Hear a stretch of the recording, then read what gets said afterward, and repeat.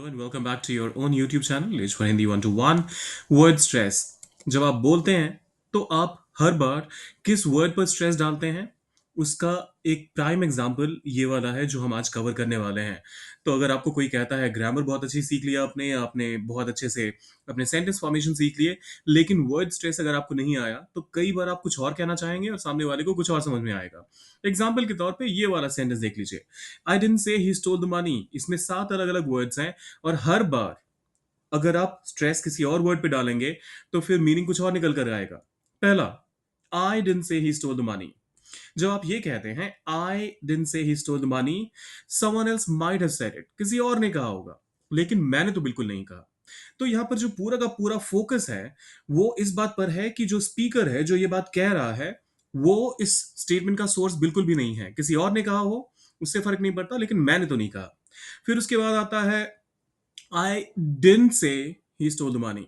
डिन पे जब आप फोकस करते हैं, स्ट्रेस डालते हैं, तो इसका मतलब कुछ और निकल कर आता है।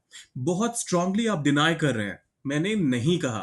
आई am explicitly stating that I did not say it. Perhaps someone is accusing me of saying it, but I am not the one who has said it. फिर आता है तीसरा, जब आप कहते हैं I didn't say he stole the money, अब पूरा का पूरा फोकस इस बात पर आ गया कि मैंने कहा नहीं है, मैंने लिख कर दिया हो सकता है। I might have hinted at it और thought it, but I didn't actually speak the word. The focus is on the method of communication. यहां पर कहने के बदले आप किसी और एक्शन के माध्यम से जब यही चीज बता देते हैं सामने वाले को, तो आप ये कहने की कोशिश कर रहे हैं।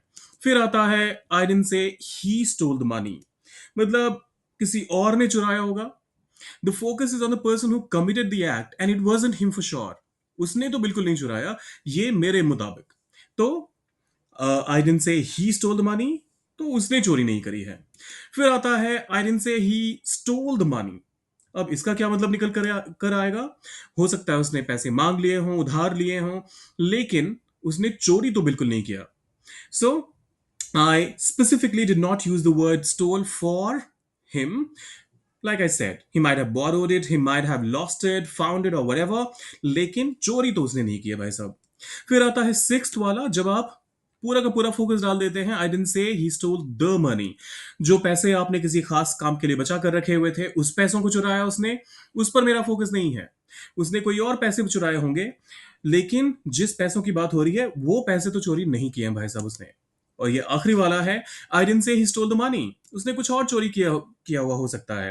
वो डॉक्यूमेंट्स, वो कार कीज, वो आपके प्रॉपर्टी के कागजात, कुछ और चोरी किया हुआ ऐसा हो सकता है, लेकिन पैसे तो बिल्कुल चोरी नहीं किए। तो ये देख लीजिए, एक ही सेंटेंस 7 बार स्ट्रेस के बेसिस पर मीनिंग पूरा ही अलग हो गया। तो अगली बार अगर आपको कोई कहता है कि सिर्फ ग्रामर पे फोकस करो, बोलने का तो आप सीख ही लोगे, ऐसा नहीं है। आपको इंटोनेशन, आपको वर्ड स्ट्रेस अच्छे से आना चाहिए। अगर कुछ नया सीखने को मिला तो जाने से पहले सब्सक्राइब, लाइक और शेयर करके जाइएगा। मिलते हैं जल्दी।